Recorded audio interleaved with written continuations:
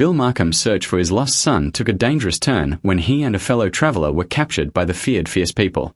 Hoping to calm the situation, the man presented a sacred feather to their chief as a gesture of peace. The chief accepted the feather and examined it carefully. He then spoke to his warriors in their native language. Bill understood what was being said and immediately realized the message wasn't friendly. Sensing danger, he tightened his grip on his rifle and stood ready. Without warning, the chief ordered his warriors to attack. As the Fierce People rushed toward him, Bill reacted instantly. He raised his rifle and fired, killing one of the attackers. The deafening blast echoed through the jungle, stopping the warriors in their tracks. Even the chief seemed fascinated by what had happened. He walked over to the fallen warrior, bent down, and dug into the wound. Pulling out the object that had caused the damage, he examined it closely and smeared its blood between his fingers, trying to understand the deadly force that had struck his man. The chief then spoke again. This time, the warriors obeyed and held their distance. Bill slowly began backing away, keeping his rifle pointed toward them. None of the Fierce People dared to rush him while he still held the mysterious thunder weapon. They followed cautiously, watching his every move. But Bill's companion wasn't so fortunate. Unlike Bill, he had no weapon to protect himself. As the standoff continued, the Fierce People suddenly turned on the helpless man still trapped among them. Within moments, they seized him and brutally beat him to death.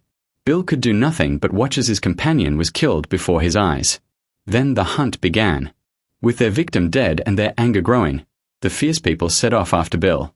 Alone in the vast Amazon rainforest, Bill ran for his life through dense vegetation, over rocky terrain, and across rushing streams.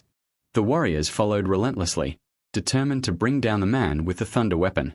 The chase grew more intense as arrows began flying through the forest. Bill narrowly avoided several shots, but his luck eventually ran out. One of the arrows struck him, leaving him wounded and weakening his chances of escape. Despite the pain, he forced himself forward, knowing that stopping meant certain death. Exhausted, injured, and running out of options, Bill pushed deeper into the jungle. Just when it seemed the Fierce People were about to catch him, a young tribesman suddenly appeared from the forest. The warrior immediately recognized the danger.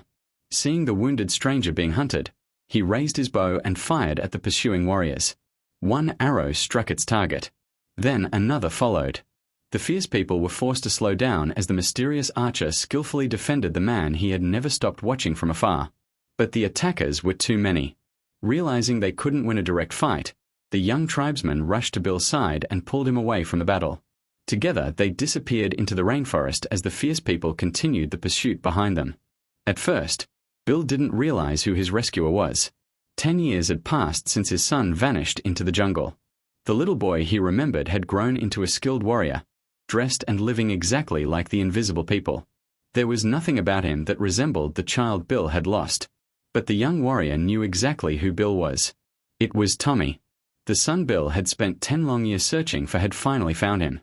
Using hidden trails and secret routes known only to his people, Tommy guided his wounded father through the rainforest.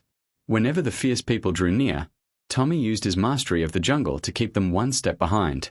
The chase continued through rivers, dense vegetation, and rugged terrain until the hunters finally lost their trail. For the first time in a decade, Bill was safe. And only then did the incredible truth begin to sink in. The young warrior who had risked his life to save him was not a stranger at all. He was Tommy, the son he thought he had lost forever.